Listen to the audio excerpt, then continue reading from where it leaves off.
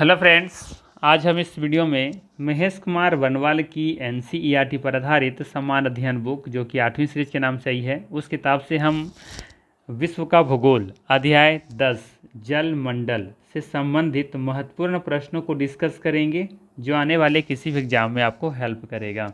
इससे पहले ऑलरेडी हमने इतिहास, राज्य व्यवस्था और भारत का भूगोल से संबंधित सभी अध्यायों को हमने कवर कर लिया है। इन सभी वीडियो का लिंक डिस्क्रिप्शन में दिया हुआ है या फिर आप प्ले लिस्ट में जाकर देख सकते हैं। ठीक, तो चलिए फिर शुरू करते हैं और देखते हैं आज का पहला सवाल। ये रहा आज का पहला सवाल। निम्नलिखित में से कौन सा सबसे गहरा सागर है? बताना है निम्नलिखित में से कौन सा सबसे गहरा सागर है। ऑप्शन है दक्षिण चीन सागर, बेरिंग सागर, भूमध्य सागर या फिर जापान सागर। सही आंसर हो जाएगा यहाँ पे ये ऑप्शन दक्षिण चीन सागर। ठीक है, ध्यान रखिएगा, दक्षिण चीन सागर दिए गए विकल्पों में सबसे गहरा सागर है। इसकी गहराई के बारे में बात करें तो इसकी गहराई 5000, थोड़ा सा टाइम दीजिएगा,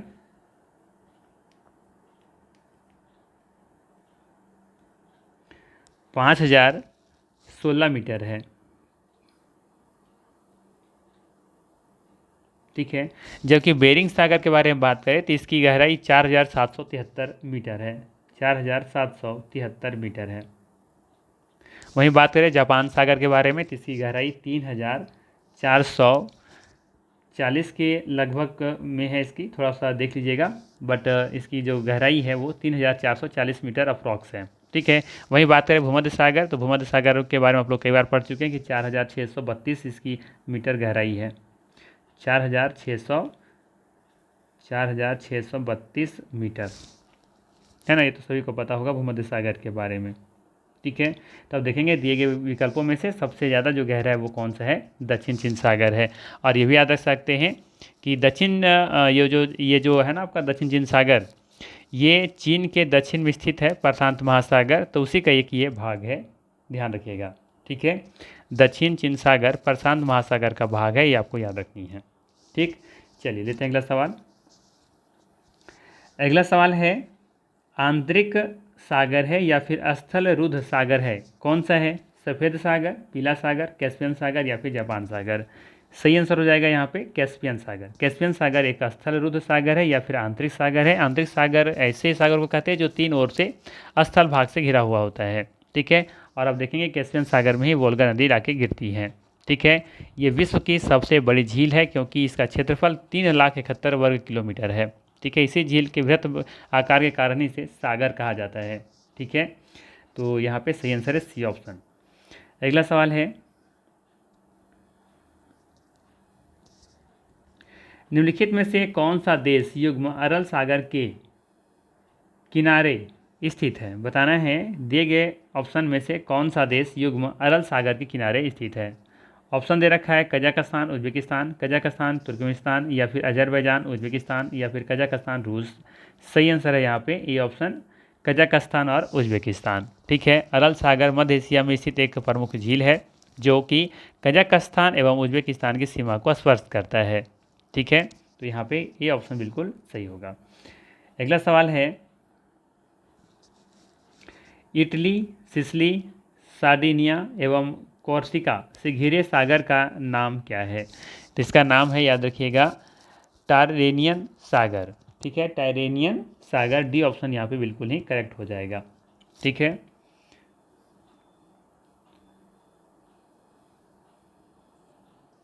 देखिएगा ध्यान से, टायरेनियन सागर भूमध्य सागर का ही भाग है जो इटली, सिसिली, सार्डिनिया एवं कोर्सिका द्वीप से घिरा हुआ है। इसके उत्तर में लिगुरियन सागर व दक्षिण में आयोनियन सागर स्थित है। ठीक है, अगला सवाल है कि जिस महासागर से सरगैसो संबंधित है वह है। ये हम अपने ज्योग्राफी के जो प्रैक्टिस सेट करवाते हैं उसमें हम कई बार बता चुके हैं कि सरगैसो सागर कहाँ है और ये किस तरीके से आकृति है। ठीक है, और ये किस महासागर में स्थित है। तो अगर जो वीडियो मेरा कंटिन्यू देखते होंगे उनको पता होगा कि ये उत्तरी अटलांटिक में स्थित है। ठीक है, तो यहाँ पे बी ऑप्शन क्या होगा, करेक्ट हो जाएगा।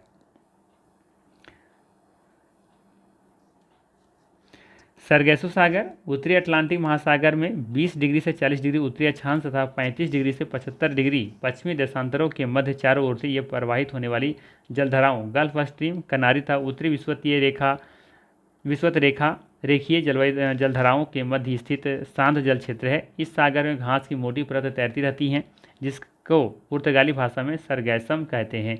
इसी घास के नाम पर इस सागर का नाम क्या पड़ा है? सरगैसो सागर। ठीक, तो याद रखना ये उत्तरी अटलांटिक महासागर में स्थित है सरगैसो सागर। अगला सवाल है टर्की। टर्की के उत्तर में है, टर्की के उत्तर में कौन सा सागर है? काला सागर है या फिर कैस्पियन सागर है या फिर लाल सागर है या फिर भूमध्य सागर है? देखिए इस सब क्वेश्चन का आंसर देने के लिए ना मैप कॉन्सेप्ट क्लियर होना चाहिए। अगर आपका मैप कॉन्सेप्ट क्लियर है तभी आप बता पाएंगे, अदरवाइज फिर आप कितना चीज़ों को रटेंगे आप, है ना। तो इसका सही आंसर है फिलहाल काला सागर। टर्की के उत्तर में कौन सा सागर है? काला सागर है। ये ऑप्शन करेक्ट हो जाएगा यहाँ पर। टर्की एक यूरेशियाई देश है, ठीक है, जिसकी सीमाएं 8 देशों एवं 4 सागरों से लगी हुई हैं। टर्की एक यूरेशियाई देश है जिसकी सीमा 8 देश के साथ और 4 सागरों से लगी हुई है। इसका अधिकांश भाग एशिया में तथा कुछ भाग यूरोप में स्थित है, इसलिए इसे यूरोप एवं एशिया के मध्य सेतु कहा जाता है। याद रखिएगा, टर्की को यूरोप एवं एशिया के मध्य सेतु कहा जाता है। इसके उत्तर में काला सागर, दक्षिण में भूमध्य सागर, पश्चिम में मार्मरा एवं एजियन सागर स्थित है। ठीक है, तो ये भी आपको याद रखनी है कि जो टर्की है इसके उत्तर में क्या है? काला सागर है, दक्षिण में बात करें तो भूमध्य सागर है और पश्चिम में क्या है? मार्मरा और ये एजियन सागर, ये दोनों स्थित है। ठीक है, अगला सवाल है निम्नलिखित में से कौन सी दक्षिण अटलांटिक महासागर की शीतल जलधारा है? ठीक है, धाराएं दो महासागरीय जो धाराएं होती हैं 2 प्रकार की होती हैं, एक तो होता है शीतल और एक होता है गर्म जलधारा। तो यहाँ पूछा जा रहा है कि दक्षिण अटलांटिक महासागर की शीतल जलधारा कौन सी है? तो याद रखिए, जो ध्रुवों से चलती हैं विषुवत रेखा की तरफ वो धाराएं क्या होती हैं? शीतल जलधारा होती हैं, और जो विषुवत रेखा से ध्रुवों की तरफ जो चलती वो गर्म जलधाराएं होती हैं। ठीक है, तो अब देखिए यहाँ पर कौन सी धारा है जो कि शीतल जलधारा है। सही आंसर हो जाएगा यहाँ पर बी ऑप्शन, बेंगोला धारा। याद रखिएगा, दक्षिण अटलांटिक महासागर की शीतल जलधारा कौन सी है? दिएगा ऑप्शन में से बेंगोला जलधारा। ठीक है, बाकी यहाँ पे आप देखेंगे तो अगुल्हास धारा ये गर्म जलधारा है, नाम से पता चल रहा है अगुल्हास धारा, आग उगलती है मतलब ये गर्म होगी।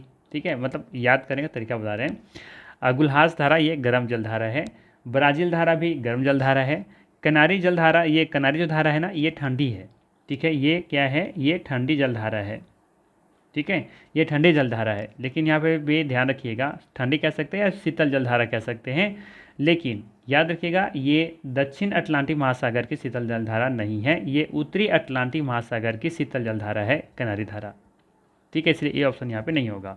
बाकी सी और डी ये दोनों गर्म जलधाराएं हैं, तो ये तो दोनों होना नहीं है क्योंकि पूछा है शीतल जलधारा। ठीक है, तो सी और डी नहीं होगा, ये हो सकता था लेकिन ये है उत्तरी अटलांटिक महासागर की शीतल जलधारा। बेंगोला धारा इसका सही आंसर है, ये दक्षिण अटलांटिक महासागर की ये शीतल जलधारा है, बेंगोला जलधारा। ठीक है, चलिए लेते हैं अगला सवाल। क्वेश्चन नंबर रहेगा 8 नंबर यहाँ। चलिए सवाल है क्या? गल्फ स्ट्रीम है, गल्फ स्ट्रीम क्या है ये आपको बताना है। खाड़ी में नदी है, एक महासागरीय धारा है या फिर एक धरातलीय धारा है या फिर जेट स्ट्रीम का दूसरा नाम है। तो सभी को पता होगा ये एक महासागरीय धारा है ना। गल्फ स्ट्रीम उत्तरी अटलांटिक महासागर में प्रवाहित होने वाली एक गर्म महासागरीय जलधारा है जो कि संयुक्त राज्य अमेरिका के पूर्वी तट के सहारे ये चलती हैं। ठीक है, तो ये सही आंसर हो जाएगा यहाँ पे, एक महासागरीय धारा है गल्फ स्ट्रीम।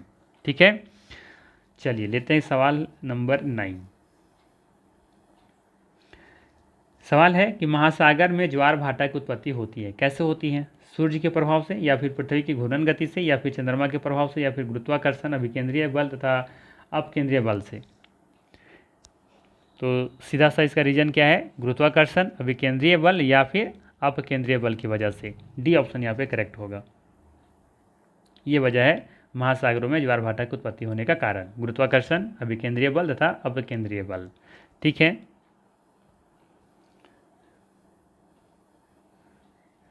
देखिएगा ध्यान से, सूर्य एवं चंद्रमा की शक्तिशाली गुरुत्वाकर्षण बल तथा पृथ्वी पर उत्पन्न होने वाले दो बलों, अभिकेंद्रीय बल जिसे केंद्रोन्मुख बल भी कहते हैं एवं अपकेंद्रीय बल जिसे कि केंद्रापसारित बल भी कहते हैं, के फलस्वरूप ज्वार भाटा की उत्पत्ति होती है। इस बल के फलस्वरूप समुद्री लहरों का ऊपर उठकर आगे की ओर बढ़ने की प्रक्रिया को ज्वार कहते हैं, जबकि समुद्री लहरों के नीचे की ओर गिरते हुए पीछे लौटने की प्रक्रिया को भाटा कहते हैं। ठीक, चलिए लेते हैं सवाल नंबर 10। निम्न में से कौन जल लवणता में प्रवणता को प्रदर्शित करती है? ऑप्शन है थर्मोक्लाइन, हेलोक्लाइन, फिर पाइक्नोलोक्लाइन या फिर केमोक्लाइन।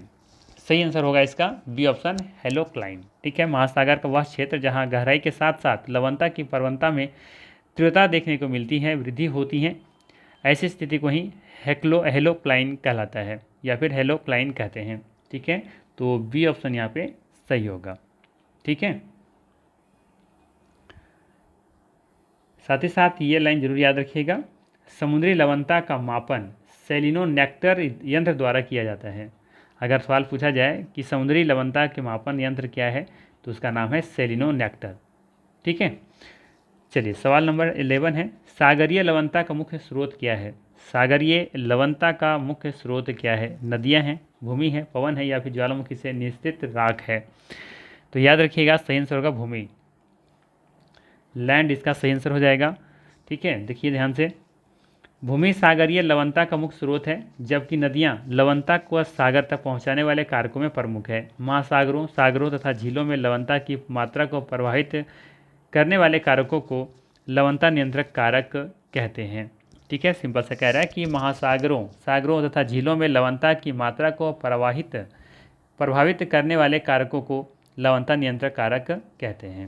ठीक है, अगला सवाल है कि उच्चतम लवणता पाई जाती है कहाँ? मृत सागर में, लाल सागर में, महान साल्ट झील में या फिर वॉन झील में?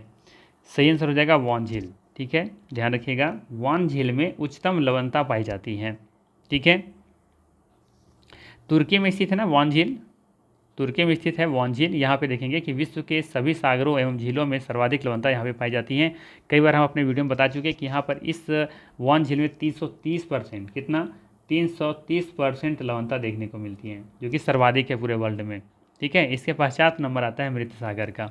ठीक है, इसके बाद फिर ग्रेट सॉल्ट लेक का आता है और फिर आता है लाल सागर का। तो ये हो गया नंबर 1 पे, ये है आपका नंबर 2, ये नंबर 3 और यहाँ पे नंबर 4। ठीक है, ये क्रम भी आप चाहें तो याद रख सकते हैं। ठीक है, तो सर्वाधिक लवणता कहाँ पाई जाती है? तुर्की में स्थित वॉन झील में। ठीक है, 330%। चलिए लेते हैं सवाल नंबर 13।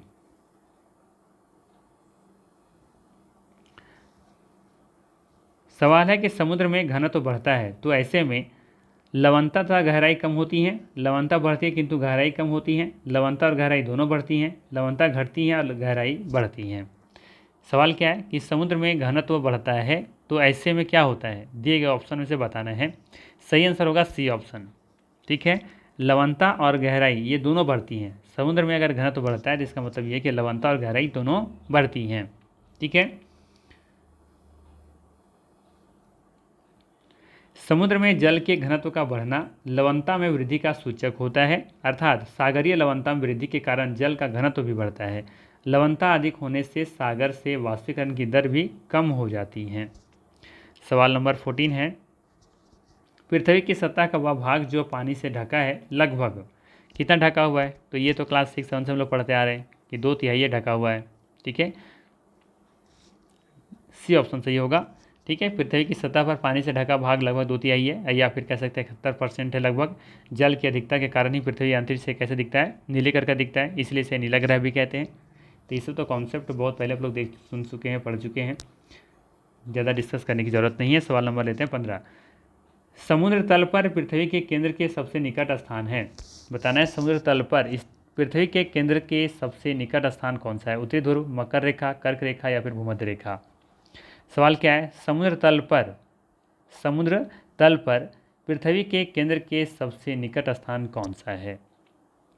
उत्तरी ध्रुव, मकर रेखा, कर्क रेखा या फिर भूमध्य रेखा? सही आंसर हो जाएगा उत्तरी ध्रुव। सवाल समझ में आया ना? सवाल सिंपल सा क्या बोल रहा है कि समुद्र समुद्र का जो तल है वहाँ से पृथ्वी के केंद्र के सबसे निकट का स्थान कौन सा है? तो ये उत्तरी ध्रुव है, क्योंकि पृथ्वी के केंद्र से सबसे निकटतम बिंदु देखेंगे उत्तरी ध्रुव के पास कौन सा सागर है? आर्कटिक महासागर है ना। तो वहाँ पे देखेंगे कि 4 किलोमीटर की गहराई पर है। उस आर्कटिक महासागर की गहराई 4 किलोमीटर है, जो कि पृथ्वी के केंद्र से 6,353 किलोमीटर की दूरी पर स्थित है। ठीक है, एक्चुअली में क्या ना कि ये पृथ्वी चपटी है, थोड़ा कुछ ऐसी है ना, कुछ इस तरह का चपटी है, कुछ ऐसा। तो आप देखेंगे कि यहाँ केंद्र से देखेंगे तो यहाँ पर गहराई भी समुद्र की कुछ है और साथ में फिर डिस्टेंस यहाँ पर कम हो जाता है। अब अगर पोल पर यहाँ पे जाएंगे तो यहाँ पे डिस्टेंस तो थोड़ा सा ऑलरेडी तो पहले ज़्यादा है। ठीक है, तो समुद्र गहराई भले ही ज़्यादा है, लेकिन तब तक यहाँ पर इसकी लेंथ थोड़ा सा क्या हो जाता है, ज़्यादा हो जाता है। ये रीज़न है इसके पीछे। तो यहाँ पे सही आंसर क्या हो जाएगा? उत्तरी ध्रुव। चलिए लेते हैं सवाल नंबर 16। विश्व का सबसे गहरा समुद्री गर्त कौन सा है? तो ये भी बताने की ज़रूरत नहीं है, क्या होगा इसका सही आंसर बताइए। सही आंसर हो जाएगा चैलेंजर। विश्व का सबसे गहरा समुद्री गर्त कौन सा है? तो ये है चैलेंजर। मैरियाना ही इसी को कहते हैं, मैरियाना गर्त या फिर चैलेंजर गर्त। ठीक है, तो यहाँ पे बी ऑप्शन बिल्कुल ही सही हो जाएगा।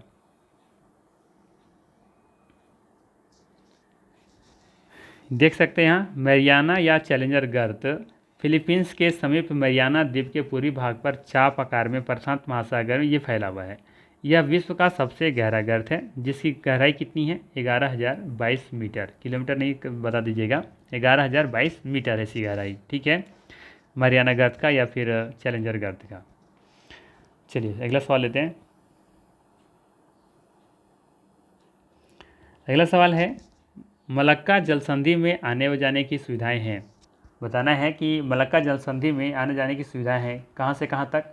हिंद महासागर से चीन सागर तक, या फिर लाल सागर से भूमध्य सागर तक, या फिर अटलांटिक महासागर से प्रशांत महासागर तक, या फिर भूमध्य सागर से काला सागर तक।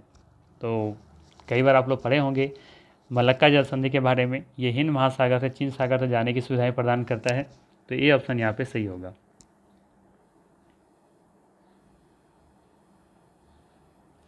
ध्यान दीजिएगा, मलक्का जलसंधि इंडोनेशिया के सुमात्रा द्वीप को मलेशिया से अलग करती हैं तथा यह प्रशांत महासागर को हिंद महासागर से जोड़ती हैं। इस जलसंधि के माध्यम से चीन सागर से हिंद महासागर तक आवागमन की सुविधाएं प्राप्त होती हैं, है ना। तो सिंपल सा था। अगला सवाल है कि पनामा नहर जोड़ती हैं, किसे जोड़ती हैं? तो पनामा के बारे में हम कई बार बता चुके हैं कि ये प्रशांत महासागर और अंध महासागर को जोड़ती हैं। ठीक है, तो यहाँ पे बी ऑप्शन क्या हो जाएगा? सही हो जाएगा। पनामा नहर मध्य अमेरिका में पनामा के स्थल डमरू मध्य को काट करके बनाई गई प्रमुख नहर है। यह अटलांटिक महासागर, जो कि अंध महासागर भी कह सकते हैं, को प्रशांत महासागर से ये जोड़ती हैं। ठीक है, तो आपको ये भी याद रखना है, अटलांटिक महासागर और प्रशांत महासागर। अगला सवाल है, असवान उच्च बांध स्थित है। अब ये बताना है कि असवान उच्च बांध स्थित है, कहाँ स्थित है ये? सूडान में, मिस्र में, जायरे में, या फिर नाइजीरिया में? तो याद रखना है ये मिस्र में है। असवान बांध कहाँ है? ये मिस्र में है। असवान बांध अफ्रीका महाद्वीप के मिस्र देश में स्थित है। इसका निर्माण नील नदी पर किया गया है ना। नील नदी ये दुनिया की सबसे लंबी नदी है। अगला सवाल है, निम्न में से कौन सुमेलित नहीं है? बताना है कौन सा सम्मिलित नहीं है, सुमेलित नहीं है। ये आपसे सवाल पूछा गया है कि कौन सा सुमेलित नहीं है। ठीक है, तो देखिए पहला दे रखा है यहाँ पे ग्रैंड कुली, ये कोलंबिया की नदी हैं। ठीक है, ये कोलंबिया में है। ठीक है, ये जो ग्रैंड कुली बांध है ये कोलंबिया में, तो ये बिल्कुल सही है, ये सही मैच किया हुआ है। हुअर जो है ये टेनेंसी, ये गलत है, ये यहाँ गलत है, याद रखिएगा। हुअर बांध पहले बोल्डर बांध के नाम से जाना जाता था। यह अमेरिका के एरिजोना और नेवादा की सीमा पर कोलोराडो नदी के ब्लैक कैनियन पर ये अवस्थित है। ठीक है, तो ये गलत है। नुरेक बक्स सही है, और ये कहोरा ये भी सही है, जो कि जाम्बेजी नदी है ये। ठीक है, तो यहाँ पे सही आंसर क्या हो जाएगा? B option. चलिए अगला सवाल लेते हैं।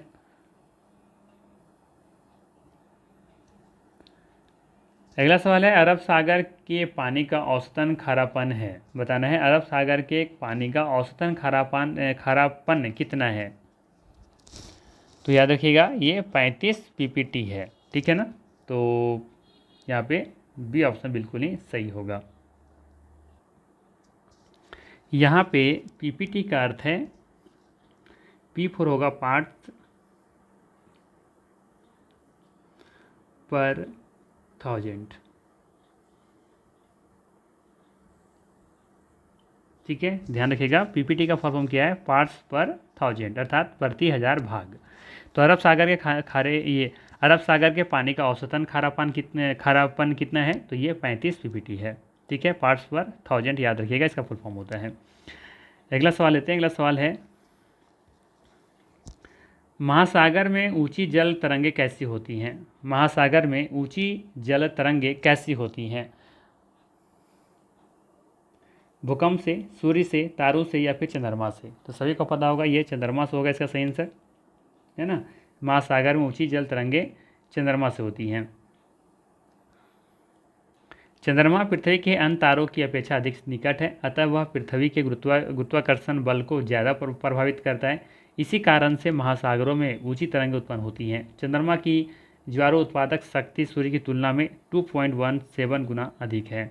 ठीक है, अगला सवाल है, निम्न महासागरीय धाराओं में से कौन सी प्रशांत महासागर से संबंधित नहीं है? बताना है कि कौन सी जलधाराएं या महासागरीय धारा प्रशांत महासागर से संबंधित नहीं है। ऑप्शन दे रखा है कनारी, क्यूरोसियो, कैलिफोर्निया, हम्बोल्ट। तो आप देखेंगे यहाँ पर ये ऑप्शन कनारी एक ठंडी महासागरीय जलधारा है जो कि उत्तरी अटलांटिक महासागर से संबंधित है, जैसा कि हमने पिछला क्वेश्चन के किसी क्वेश्चन में हमने बताया था। ठीक है, ये उत्तरी अटलांटिक महासागर की जलधारा है। ठीक है, कनारी। ठीक है, बाकी आप देखेंगे सभी ये सभी जो जलधाराएं हैं वो सभी प्रशांत महासागर की जलधाराएं हैं। ठीक है, देखिए यहाँ पर दे रखा है कनारी एक ठंडी महासागरीय जलधारा है जो उत्तरी अटलांटिक महासागर से संबंधित है, जबकि क्यूरोसियो जो कि जापान का है ये गर्म जलधारा है। उत्तरी प्रशांत महासागर कैलिफोर्निया ठंडी जलधारा है, जबकि उत्तरी प्रशांत महासागर तथा हम्बोल्ट ये पेरू में जो पड़ता है। ठीक है, हम्बोल्ट ये ठंडी दक्षिण प्रशांत महासागर में प्रवाहित होती हैं। ठीक है, तो हम्बोल्ट कहाँ प्रवाहित हो रही हैं? ये प्रवाहित हो रही हैं पर दक्षिण प्रशांत महासागर में, और ये एक ठंडी जलधारा है। ठीक है, वहीं बात करें हम क्यूरोसियो के बारे में, तो ये जापान की गर्म जलधारा है और ये उत्तरी प्रशांत महासागर में बहती हैं। ठीक है, तो इस तरीके से आपको याद रखनी है। अगला सवाल है कि लाल सागर का उदाहरण है। लाल सागर एक उदाहरण है किसका? ज्वालामुखी घाटी का, अपरदित घाटी का, अक्षीण द्रोणी का या फिर आकार की घाटी का? तो ये अक्षीण द्रोणी का उदाहरण है। ये सी ऑप्शन यहाँ पे सही है। लाल सागर अक्षीण द्रोणी का एक उदाहरण है, ध्यान दीजिएगा।